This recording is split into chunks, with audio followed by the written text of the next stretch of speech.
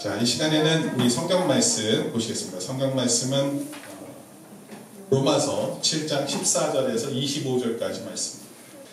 우리가 율법을 신령한 줄 알거니와 나는 육신에 속하여 죄 아래 팔렸도다.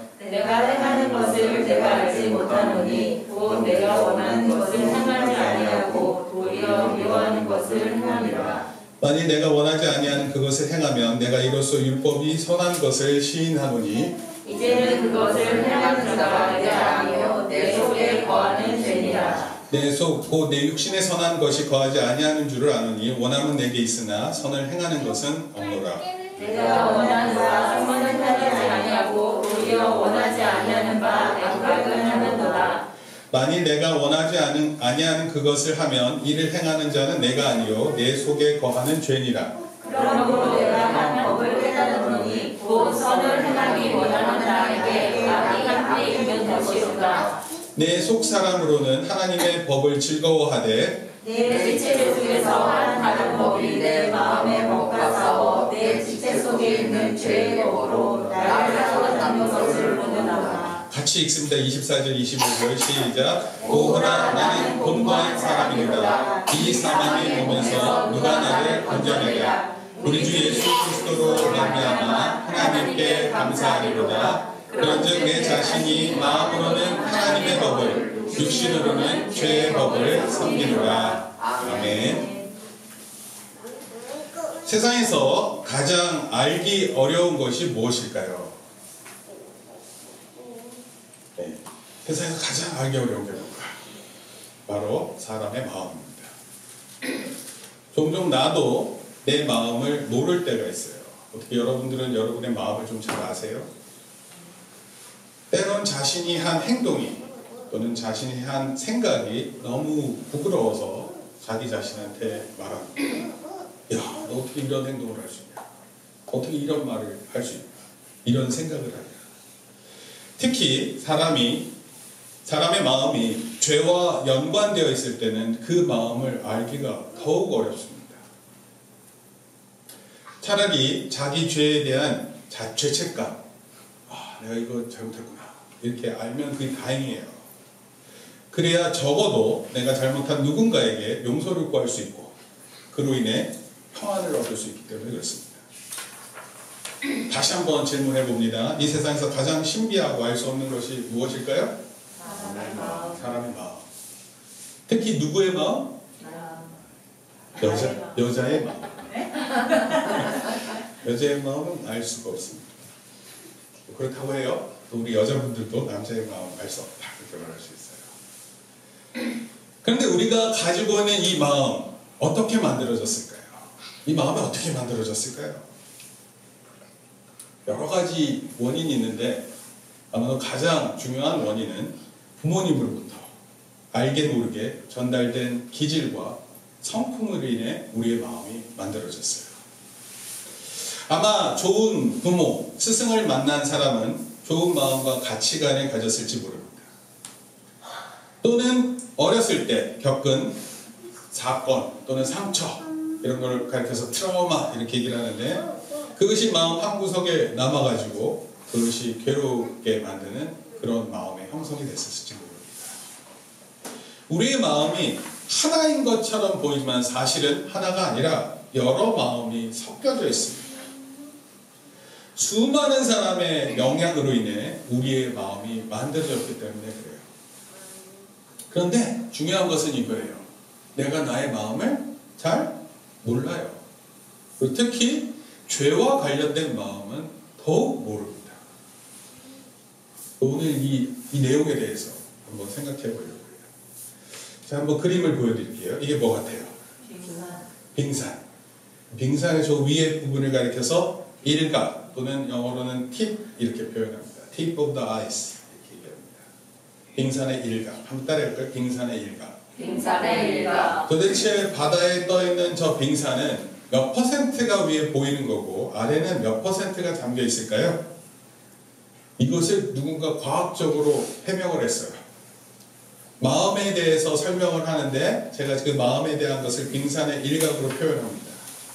빙산의 일각은요 약 17%가 위로 나온대요. 그리고 83%가 가려져 있다고 합니다.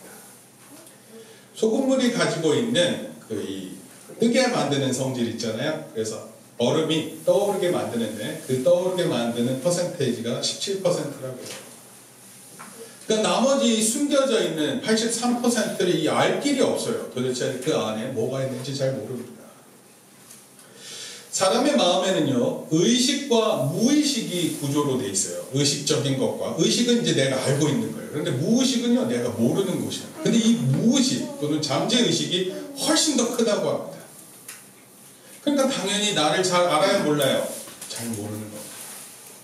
속담이 있어요. 어떤 속담이냐, 한번 읽어볼게요. 시작. 열길 물속은 알아도 한길 사람 속은 모른다. 이 길이라는 게 단위예요. 단위 30cm.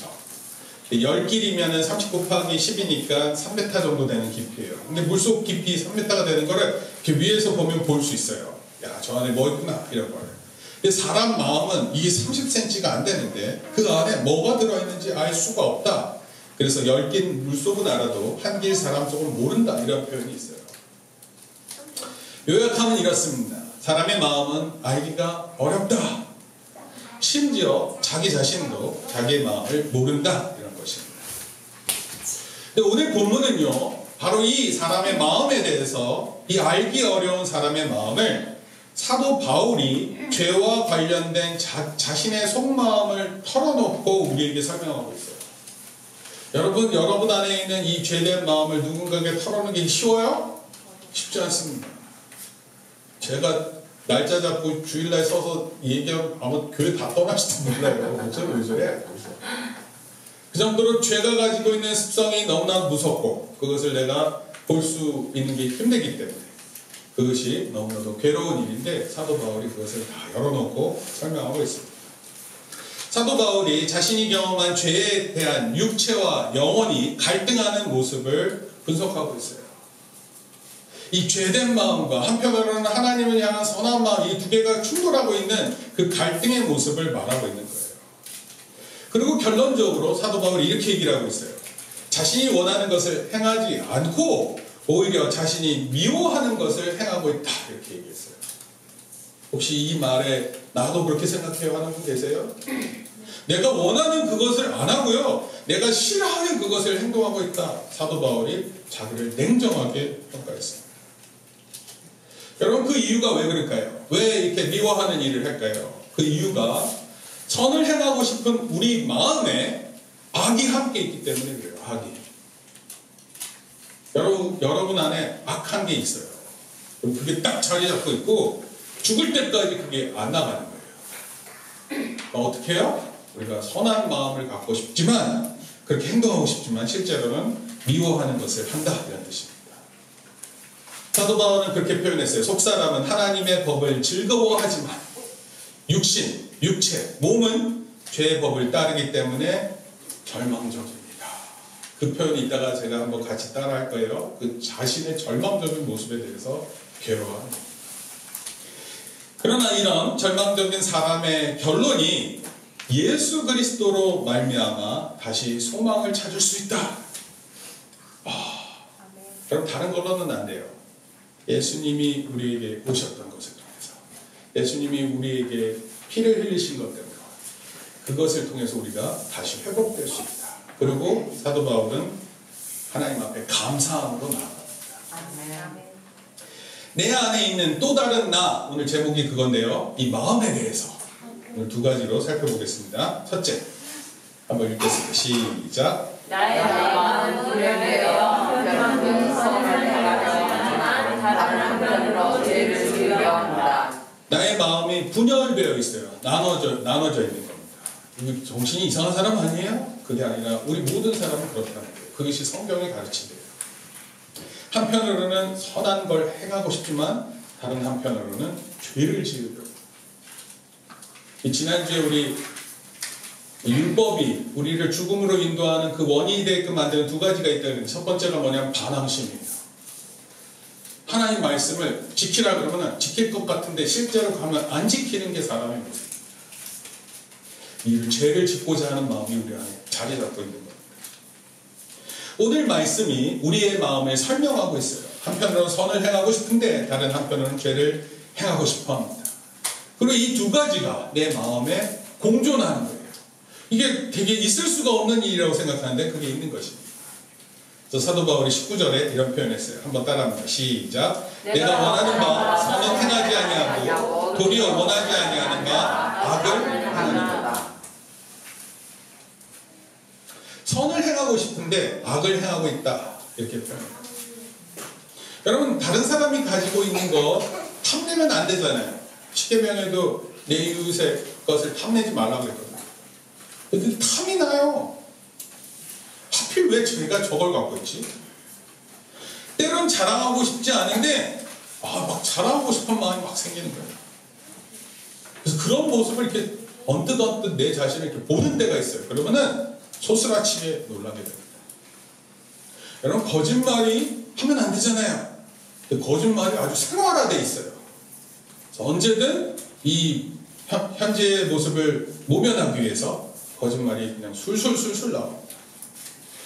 친구가 없는 자리에서는 그 친구에 대해서 얘기하면 안 돼요. 그런데 친구 없을 때 그 친구에 대해서 막 평가하고 말하는 것을 좋아합니다.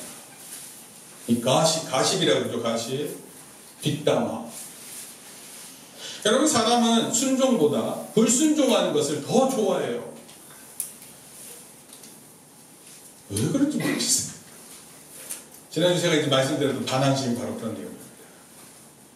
우리 마음 안에 두 가지가 나뉘어져 있고 이제 막 치고받고 싸우는 거예요.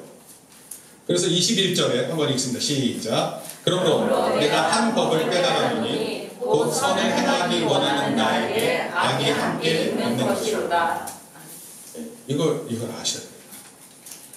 뭐 성선선 성악설 뭐 이렇게 얘기하는데 뭐 성경은 기본적으로 성악설이에요. 우리 사람은 나을 때부터 우리 세례 받기 전에 반드시 이렇게 문답식 하는데 거기 가장 기본적인 게 그거예요. 사람에게는 원죄와 뭐가 있죠? 자범죄, 자기가 저지르는 범죄가 있죠. 아마도 가장 선한 것이 뭘까요? 우리 안에서 그것은요 뭐냐면 바로 예배 드리는 거예요. 하나님 앞에서 예배 드리는 것, 이것이야말로 가장 선한 거예요. 좋은 것이. 그런데 이 선한 것이 이루어지는 상황 가운데서도 우리 안에 어떤 마음이 있는 줄 아세요? 악이 있는 거예요. 놀랍죠? 예배 드릴 때는 그래도 좀 괜찮아 보이잖아요. 근데 그게 아니라 우리 안에 악한 마음이 있어요. 언제 예배 끝나나? 빨리 끝나고 집에 가서 내가 하고 싶은 거 하고 싶은데 날씨도 더운데 그래서 집에 가면서 쉬면서 자기가 먹고 싶은 거 먹고 또 텔레비전 보면서 그걸 즐기면서 그러고 싶은 거예요. 이 교회에 예배 나가 드리는 것보다 더 좋은 것들이 밖에 있다 이렇게 생각하는 거예요. 그래서 막 놀러 다니는 겁니다. 우리가 지금 말하는 게 뭐죠? 사람의 이 마음에 대해서 얘기하는 거예요. 아니에요. 근데 이 마음에 대해서 어떠한지를 알기보다 내가 원하는 것에 초집중되어 있는 거예요. 하고 싶은 것을 하는 것이 제일 좋은 것이다 이런 생각이 우리 마음에 딱 자리 잡고 있는 거죠. 그러니까 악이 생산되는 건 멈출 수가 없어요. 이런 마음 가운데서. 아주 오래전 예수님 당시에요. 에피쿠로스 학파라는 곳이 있었습니다. 에피쿠로스 학파. 이들에게 있어서 제일 중요한 것은 행복을 추구하는 것. 지금 우리도 행복 추구권이라는 게 있어요. 인간의 행복을 추구하는 것이. 근데 그 행복이 뭐냐? 그것은 쾌락, 즐거움이다. 이렇게 얘기했어요. 그것을 위해서 살고 그것을 얻는 것이 인생의 목적이다. 이렇게 얘기했어요. 왜 열심히 공부해요? 나중에 쾌락을 얻기 위해서. 왜 돈 열심히 벌어요? 나중에 큰 쾌락을 더 느끼기 위해서 그것을 위해서 산다. 이런 뜻이에요. 예배가 선하다라는 것을 알면서도 우리 마음 가운데는 그런 마음으로 자리 잡고 있는 것입니다. 그리고 내일이 없다 생각하고 오늘을 놀고 있는 겁니다. 여러분 종종 사람들이 자기가 해야 할 것과 하고 싶은 것을 오해하기 시작하면 우선순위가 뒤바뀌어요. 먼저 해야 될 것을 생각해야 되는데 그것을 생각 안 하고 내가 좋아하는 것을 하다가 그렇게 되면 삶의 우선순위가 다 바뀌는 겁니다. 몰래 남을 돕고자 하는 마음이 있는데 어떤 때는 남을 돕는 것이 많은 사람들이 알아봐 줬으면 좋겠어요. 사람들 앞에 있을 때 나의 마음과 행동이 사람이 없을 때 나의 마음과 행동이 같지 않습니다. 달라요. 사람 앞에서는 더 그럴듯하게 보이고 싶고 사람이 없을 때는 그냥 마음대로 살아가는 겁니다. 사람들 앞에서 당당한 모습을 나타내고 싶어해요. 그러나 불 꺼진 방에서 열등의식과 자기 연민에 빠져 그 상처를 핥아대고 있는 거예요. 겉모습은 그럴듯하지만 속마음은 완전히 다릅니다. 근데 이게 우리의 기도에서도 마찬가지예요. 기도할 때 보면 막 그럴듯하게 기도하는 것, 이게 기도의 내용이 아니어야 돼요. 어쩌면 기도는 내 자신의 마음을 살피고 하나님 앞에서 내 마음이 어떠한지를 알고자 기도하는 것이 훨씬 좀 중요한 것입니다. 통일을 위해서 기도도 할 수 있죠. 코로나 바이러스를 위해서 기도할 수 있는 거예요. 그런데 더 중요한 것은 뭐예요? 내 자신에 대해서, 내 마음에 대해서 기도하는 것입니다. 남 기도할 때가 아니에요. 자, 이런 자신을 보면서 생각해 보는 거예요. 도대체 내 안에 있는 또 다른 나는 어디서 시작된 것일까? 20절 말씀에 그 대답을 주고 있어요. 한번 읽어봅니다. 시작. 만일 내가 원하지 아니하면 그것을 하면 이를 하는 자는 내가 아니요 내 속에 거하는 죄니라. 그러니까 이게 언뜻 듣기에는 어떻게 느껴져요? 만일 내가 원하지 않는 그것을 일을 행하는 자는 내가 아니고 죄다. 그러니까 마치 나하고 죄가 떨어진 것처럼 얘기하잖아요. 근데 이게 문학적 표현이에요. 나하고 죄를 분리하려고 그러는 게 아니라 내 안에서 그걸 찾아보기는 하는데 그걸 뭘로 설명을 해야 되는데 그게 뭔지 모르겠네요. 그래서 그거를 죄라고 딱 명칭을 하는 겁니다. 어떤 사람들은요, 이게 제가 이제 미국에 있었을 때 뜨레스 디아스라는 게 있어요. 뜨레스 디아스가 이제 스페인 말로 3일이라는 뜻이에요. 3일. 3일간 이제 그렇게 부흥 집회를 참여합니다. 네. 우리 장준 입사님 갔다 오셨죠? 저도 이제 하여튼 거기 한참 신학교 공부할 때 누가 같이 가자 그래서 갔다 왔어. 갔더니 진짜 뜨겁더라고요. 와, 난리 났어요. 한 번은 이런 게 있었어요. 일종의 챈트인데 예수 그 이름, 예수 그 이름, 이거를 1시간을 했어요. 그랬더니 모두가 예수 그 이름, 와, 무섭더라고요. 약간. 예수님 참 이름 좋은 건데 예수, 그러면서 러시아의 어떤 사람이 예수 그림 그렇게 외치다가 순교했다는 거예요. 그러면서 막 그 분위기가 다 순교할 사람들처럼 느껴졌어요. 근데 이 사람들이 얘기하는 게 좀 마음에 안 닿는 게 좀 몇 가지 있었어요. 그 중에 뭐냐면 거울을 보면서 매일 아침마다 사탄아 물러가라 이렇게 얘기를 해야 돼요. 자기를 보면서. 이 말씀을 오해하면 그렇게 되는 거예요. 마치 나하고 죄가 떨어질 수 있는 것처럼 생각해서 사탄아 물러가라! 그러면서 그렇게 하고 나왔다고 막 나한테 자랑을 하는 거예요. 여러분, 그렇게 한다고 해서 우리 안에 있는 죄가 나갈 것 같아요? 나가지 않습니다. 뗄래야 떨어질 수 없는 것이에요. 그래서 마치 귀신을 축사하듯이 귀신한테 물러가라 하면 물러가듯이 그렇게 하는 모습이 있는데 그건 잘못된 얘기입니다. 때로는 의사가 잠깐만요. 의사가 수술을 하면 그 안에 있는 암덩어리를 탁 잘라내면 이제 더 이상 없는 것처럼 느껴지는데 이게 그런 게 아니라고요. 이거 딱 떨어져나가면 그냥 우리 죽는 것과 마찬가지로 이 뗄래야 뗄 수 없는 그런 관계에 있는 것입니다. 다르게 말하면 선을 행하려는 것도 나고요, 악을 행하려는 것도 나예요. 이것도 나고 저것도 나예요. 떨어질 수 없는 것입니다. 그런데 이런 내 마음이 어디서 왔는지 모르는 거예요. 그래서 그 마음을 죄 이렇게 부르는 겁니다. 그 마음. 여러분, 성경은 우리에게 분명히 말하고 있어요. 사람의 마음은 나누어져 있고 그 나누어진 마음이 선을 행하고자 하는 마음과 악을 행하는 마음이 공존하고 있는 거예요. 힘들죠, 그러니까. 힘들어요, 안 힘들어요? 힘들어요. 이따가 제가 더 구체적으로 힘든 걸 얘기 드릴 거예요. 사도 바울이 이렇게 말하고 있어요. 더 놀라운 거는요, 나도 모르는 사이에 죄의 도구가 되는 거예요. 하나님한테 쓰임받고 뭐 이럴 것 같은데 그게 아니라 내가 죄의 도구가 되어서 살아가는 거예요. 그리고 이거는 날마다 일어나는 거예요. 때로는요, 자기가 잘못했는데 남한테 뒤집어 씌웁니다. 내가 잘못했는데 당신이 잘못한 거야. 너 때문에 그런 거 아니야. 그리고 그것을 되새김이라고도 하고 뇌새김, 요즘에 뇌에다 새기잖아요. 그리고 그것을 계속 반복해서 생각하다가 그게 사실인 것처럼 생각하는 거예요. 그리고 그런 일을 알지 못한 채 행동하는 거예요. 근데 이것을 사도 바울이 자기 자신을 보면서 깨닫고 그것을 탄식하는 거예요. 그래서 24절 말씀이 있어요. 한번 읽어봅니다. 시작. 오호라, 나는 곤고한 사람이로다. 이 사망의 몸에서 누가 나를 건져내냐. 오라. 이 감탄사예요. 감탄사. 오라. 오로라가 아니고 오호라. 영어로는요, 제가 이 표현이 좋아요. What a wretched man I am. wretched는요, 가장 불쌍한, 아니 망한이에요. 망한. 저 완전 망했어요. 그거를 그 자신을 자기가 보고 있는 거예요. 죄를 통해서 하는 일을 통해서. 왜 이렇게 선을 행하고 싶은데 악을 행하는지 모르겠다.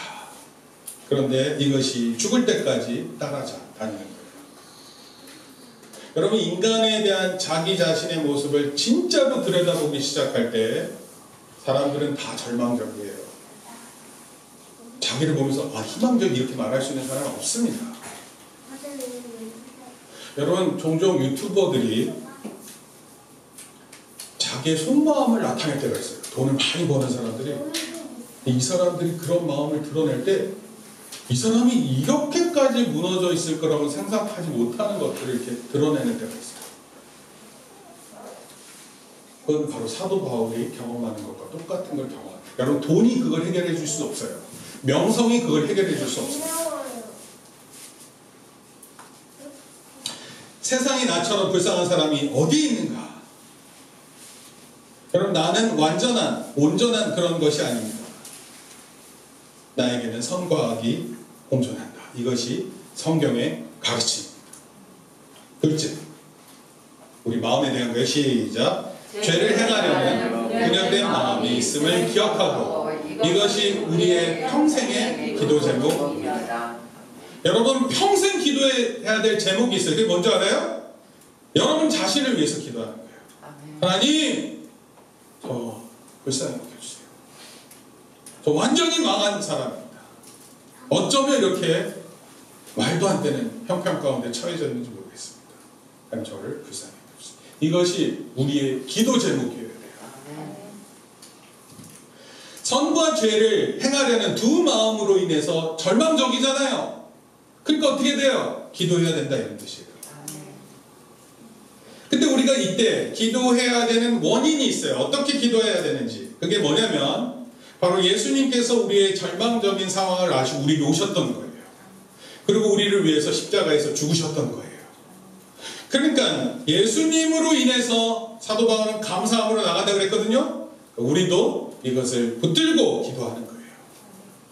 하나님, 저의 이런 상황을 아시고 오셨잖아요. 저를 도와주세요. 우리도 성령이 오셨는데 왜 찬송해요? 성령이 오셨네. 성령이 오셔서 우리 가운데 있는 내 마음의 모습을 분명하게 알게 해주세요. 그리고 날마다 이것을 하지 말아야 될 것, 안 하게 해주세요. 그리고 그것을 기도의 제목으로 삼고 기도하는 것입니다. 25절 말씀 봅니다. 시작. 우리 주 예수 그리스도로 말미암아 하나님께 감사합니다. 그런즉 내 자신이 마음으로는 하나님의 법을, 육신의 죄의 법을 섬기노라. 누가 이렇게 얘기할 수 있잖아요. 뭐 예수님 오셔도 안 되네. 사람의 마음 가운데 죄가 있는 것은 어쩔 수 없네. 여러분, 그런 것 같으세요? 그게 아니라 내 마음은 어쩔 수 없지만 나의 모습은 절망적이지만 예수님으로 인해서 우리가 구원받음을 얘기하는 거예요. 여러분, 이 로마서의 핵심은 오직 의인은 믿음으로 말미암아 살리라 그랬어요. 믿음이 우리를 살리는 거예요. 우리는 아무것도 할 수 없어요. 하나님께 의를 맞출 수 있는 그런 게 없습니다. 그런데 하나님께서 우리가 예수님을 믿는 그것을 의로 삼으세요. 그리고 우리를 구원하십니다. 오늘날 교회 성도들을 보게 되면 성경에 대한 지식이 해박해요. 여러분 막 이렇게 모르잖아요. 모르는 게 싫잖아요. 그래서 그걸 알려고 합니다. 노력해요. 그런데 우리 오늘날 성도에게 정말 놓치고 있는 게 있어요. 지식은 막 알려고 하는데 뭘 놓치고 있냐면 그 지식을 자기 삶에 적용하는 것은 너무 못하고 있어요. 말씀은 깨달아요. 그런데 이게 어떻게 스토리가 되는구나. 하나님께서 이스라엘 백성을 사랑하셨네. 이렇게 다 알아요. 근데 이것을 내 삶에 어떻게 적용해야 되는지를 모릅니다. 이게 너무 부족한 거예요. 그래서 힘이 없어요. 말씀을 아는데 힘이 없다고요. 나를 안 살피니까. 남한테 얘기할 때는 말을 잘해요. 근데 자기한테 어떻게 적용해야 될지 몰라요. 이거 정말 이상한 거 아닙니까? 내가 하나님 말씀에 얼마나 순종하는지를 알고자 하는 그것이 이제 말씀에 대한 적용인데 이것은 다른 게 아니에요. 말씀을 정말 내 마음 가운데 이렇게 들여다보고 내가 잘하고 있는지 못하고 있는지를 살피는 거예요. 여러분 종종 우리가 하루를 너무 바쁘게 지내면 내가 뭐하고 살았는지 기억이 안 나요. 기억나세요? 뭘 공부했는지도 기억이 안 나요. 중간고사, 기말고사 있다고 해서 공부를 막 열심히 하는데 시험이 딱 끝나면 그 지식이 훅 사라져요. 그런 거 경험 안 해봤어요? 저는 한때 이게 너무 실망이었어요. 이해되세요? 아니 뭐 공부를 열심히 했더니 성적은 잘 나왔는데 성적이 잘 나오는 게 중요한 게 아니에요. 내 마음 가운데 그 공부했었던 지식이 하나도 남아있지 않은 내 모습을 보면서 되게 허탈한 마음이었어요. 여러분 이런 자기 자신을 살피는 거예요. 이게 말씀을 통해서 나를 적용시키는 겁니다. 남에게 말하는 게 중요한 게 아니에요. 먼저 자기 자신을 그 후에 타인을 생각하는 겁니다. 우리가 아까 교동문 통해서 살펴봤는데 시편 139편에 이런 표현이 있어요. 한번 읽어볼게요. 하나님이여 시작. 하나님이여 나를 살피사 내 마음을 아시며 나를 펴셔서 내 뜻을 얻소서. 내게 무슨 바른 행위가 있나 보시고 나를 영원한 길로 인도하소서. 그럼 적어도 하나님 앞에 이렇게 기도하는 사람, 하나님 나를 살피사 내 마음을 아시며 나를 시험하사 내 뜻을 아옵소서, 이렇게 얘기하는 사람은 어떤 사람 같아요? 자기 자신의 마음을 알고자 노력하는 사람 같아요? 안 노력하는 사람 같아요? 이렇게 얘기하는 사람은 노력하는 사람이에요. 날마다 하나님 제가 어떻게 지내는지 제가 알고 싶습니다. 하나님 저를 시험해 주세요. 그래서 제 안에 무슨 악한 행위가 있는지 알게 해주세요. 그리고 영원한 길로 인도해 주세요. 이게 정말 훌륭한 기도 아닙니까? 여러분 이런 훌륭한 기도를 해야 되는 거예요. 자신이 얼마나 위험한지를 생각하고 기도하는 것입니다. 난 괜찮아. 그렇지 않아요. 성경은 난 괜찮지 않음을 알고 하나님 앞에 날마다 기도할 것을 우리에게 말씀하시는 거예요. 우리의 기도도 마찬가지예요. 우리의 기도를 통해서 마음을 살피는 거예요. 그럴듯한 외형적인 기도를 하는 것, 그것도 할 수 있어요. 필요한 것을 주세요. 이렇게 기도할 수 있어요. 그렇게 기도하는 건 또 예수님께서 기도하라 그랬으니까. 그런데 더 중요한 것은 우리의 마음을 위해 기도하는 거예요. 여러분 빙산의 일각이라고 그랬잖아요. 17%는 드러나지만 그걸 알 수 있어요. 17%. 근데 83%는 알 길이 없어요. 내 안에서 무슨 생각을 하고 어떤 생각이 막 이렇게 뚫고 나올지 모르는 겁니다.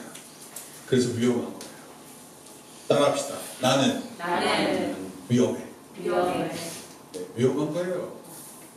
하나님 말씀 안다고 하면서 위험한 행동을 하는 사람이 한둘이 아니에요.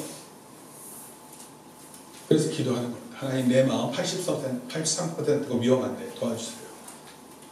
나를 테스트해 주세요. 그럼 테스트하면은 잘하고 있는지 못하고 있는지 알 수 있잖아요. 이것이 우리의 기도 제목이어야 합니다. 내 중심을 알게 해주세요. 내 안에 분열된 마음이 있습니다. 나에게 죄를 지을 욕구가 막 가득한데 나를 알게 해주세요. 이거 매일마다 기도해야 돼요. 제가 하나 예를 들겠습니다. 제가 이제 전도사로 섬긴 첫 교회가 있어요. 얘기해도 되는 거예요. 호놀도 한인 장로교회라고 그 교회 갔는데 그 교회 처음 갔더니 그 간 주일날 전임 목사님하고 후임 목사님 사이에서 큰 다툼이 있어요. 예배 드리는데 경찰이 와 있어요. 여러분 그런 상황을 이렇게 예배 들어가면 원래 뭐 영혼의 안식처 그랬는데 한번 생각해보세요. 뒤에 경찰이 서 있는 거예요. 그리고 이 두 그룹이 싸우려고 이렇게 하고 있는 거예요. 예배 중에 그 전주에는 뭐 의자를 들었다는 이런 얘기까지 있었어요. 그래서 경찰이 예배에 왔습니다. 여러분 이런 상황들 계속 보면 교회 분열하는 거고 성도들 다 떠나가는 거 아니에요. 그래서 제가 그 교회에서 유초등부를 시작해서 중고등부, 나중에 젊은 부부 모임, 그리고 성가대 지휘도 하고 하여튼 뭐 북치고 장구치고 막 다 하고 그랬어요.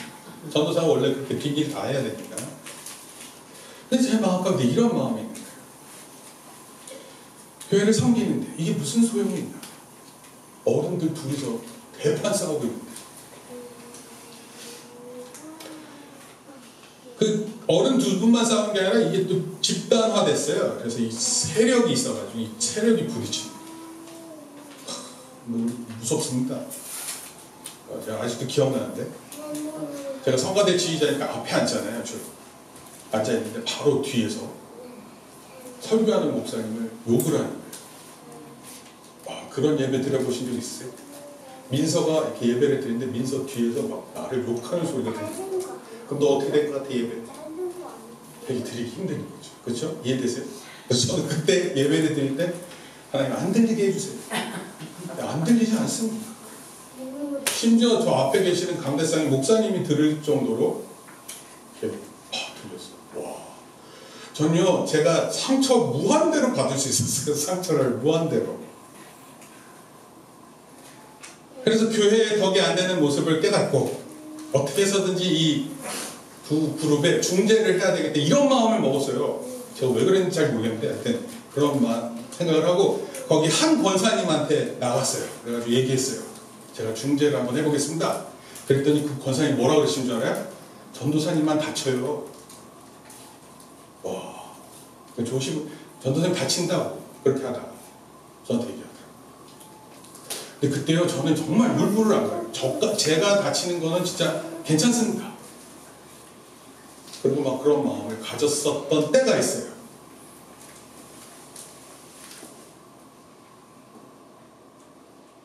교회의 연합을 위해서 내가 기꺼이 희생할 수 있다는 그때 23살 되는 전도사의 마음이에요.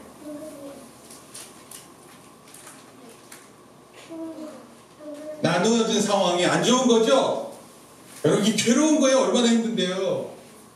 그런데 이것을 기도하고 중재하는 것이 성도의 마음이어야 되는 거 아니에요? 그렇지 않습니까? 거기다 막 불 쏴지르고 싸워 막 이렇게 합니까? 그리고 제가 생각을 했어요. 설교를 준비하다가 내가 아직도 이런 불의를 위해 나누어진 마음을 위해서 하나님 말씀으로 인해 물불을 안 가리고 내가 이렇게 하고 있나? 내가 내 안에 아직도 이런 뜨거운 열정이 막 그때 가지고 있었던 그런 열정, 전도사님 다쳐요 그래도 막 이렇게 막 덤비려고 하는 그런 마음이 있을까? 아니면 내 자신을 이렇게 보호하고 살고 있는 것일까? 제가 되물어봤습니다. 여러분 우리가 겉으로 드러나 보이는 것이 다가 아니에요. 우리의 마음을 우리가 살필 수 있어요. 그리고 저는 제 자신을 돌아보고 무엇을 위해 교회를 섬기는 것인지 다시 한번 생각을 했습니다. 여러분 정말 중요한 거예요.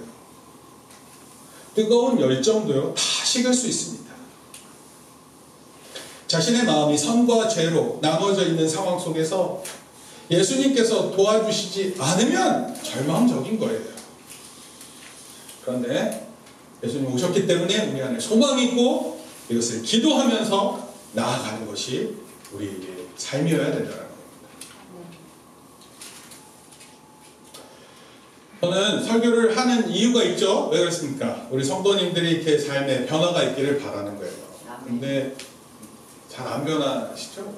저도 때로는 설교를 하면서 생각을 해요. 야, 이렇게 하면 변할까? 이 설교가 이렇게 좋은데 변할까? 그런데 그게 중요한 게 아니라 일단은 제 자신이라도 하나님 말씀에 내 마음을 적용하며 살아야 되겠다, 이 생각을 하고 있는 거예요. 다른 사람이 중요한 게 아니에요. 그리고 하나님의 말씀을 나의 길이요, 나의 진리로 온전한 인격체로 살아내야 되겠다, 이것을 다짐하는 거예요. 그리고 여러분들도 그렇게 기도 제목을 삼고 평생에 기도해야 하는 것입니다. 이것이 우리의 기도 제목 되기를 축원합니다. 결론적으로 말씀드릴게요. 아까 그 표현인데, 오호라 나는 곤고한 사람이로다. 시작. 오라 나는 공부하는 사람이로다. 이렇게 고백하는 사람이 신앙이 좋은 사람일까요? 신앙이 안 좋은 사람일까요? 이거를 우리 교회 역사 속에서 이 표현을요 논쟁했어요. 거의 2000년 동안 논쟁을 벌였어요. 이것을 표현하는 사람이 신앙이 좋은 사람인가 나쁜 사람인가. 제가 예를 들어볼게요. 공부 잘하는 아이는 시험 보고 나면 어떻게 말할까요? 공부 잘하는 애가. 네? 망쳤다 그래요. 시험 망쳤어. 그리고 막 한 개 틀리고 그래요.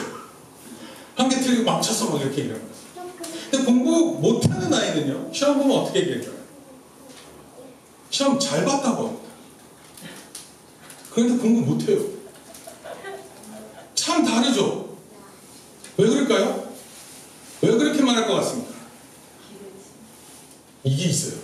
공부 못하는 아이는 맞은 것만 생각해요. 내가 맞춘 거. 근데 공부 잘하는 애는 틀린 것만 생각해요. 참 다르죠, 생각하는 게. 어떻게 보면 자신의 모습이 곤고하다, 절망적이라는 표현을 하니까 마치 신앙이 없는 것처럼 보이지만 실제로 정말 신앙을 위해서 살고 있는 사람의 고백이라는 거예요. 어떤 사람은요, 신앙을 믿는데 신앙에 대한 내용을 생각하지 않아도 아무런 문제가 없어요. 사회생활을 하는데 죄 가운데 있으면서 자기 욕망을 위해 너무 희망적이에요. 신앙에 대한 고민이 전혀 없어요. 여러분, 이게 진짜 신앙이 좋은 모습일 것 같으세요? 전 기도 제목도 없어요. 모든 일이 다 순탄해서요. 정말 그럴 것 같습니까? 이 세수할 때 보면은 거울이 있잖아요. 거울이 비춰진 모습을 보면서 얼굴이 이제 더러우면 그것도 다시 씻고 그렇잖아요.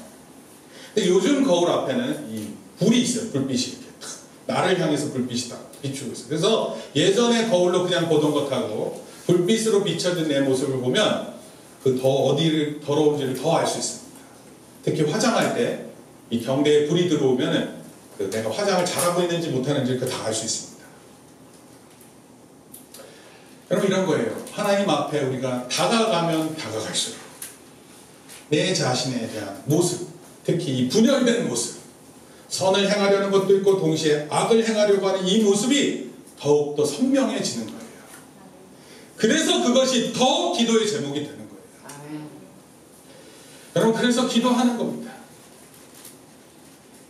어떻게 기도한다고요? 우리가 아까 읽었던 말씀입니다. 시편 139편. 시작. 하나님이여 나를 살피사 내 마음을 아시며 나를 시험하사 내 뜻을 아옵소서. 내게 무슨 악한 행위나 있나 보시고 나를 영원한 길로 인도하소서. 그럼 이렇게 기도해야 돼요. 하나님, 내 안에 있는 또 다른 나를 알게 해주세요. 이렇게 기도하는 저와 여러분 되기를 예수님의 이름으로 축원합니다. 한 주간 기도합시다. 내 안에 있는 또 다른 나, 어디서 왔는지도 모르겠어요. 얼마나 이것이 교묘한지 내가 알 길이 없습니다.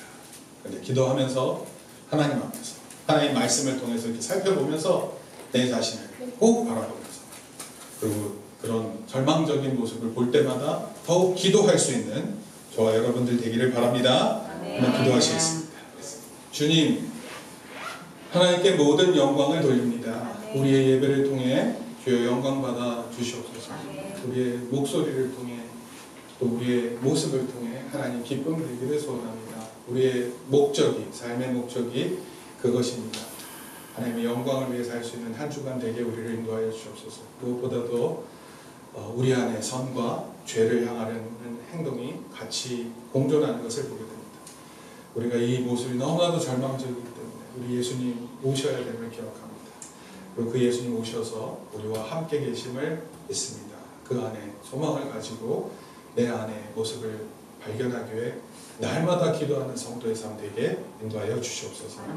이제는 우리 주 예수 그리스도의 은혜와 하나님 아버지의 크신 사랑과 성령님의 감화 감동 교통하심이 또 우리로 오늘을 살아가는데 우리의 죄악된 모습을 가르쳐 주시는 그 성령님의 은혜가 오늘 예배를 드리고 돌아가는 우리 성도들 머리 위에 이제부터 영원토록 함께 있을지어다. 아멘. 아멘.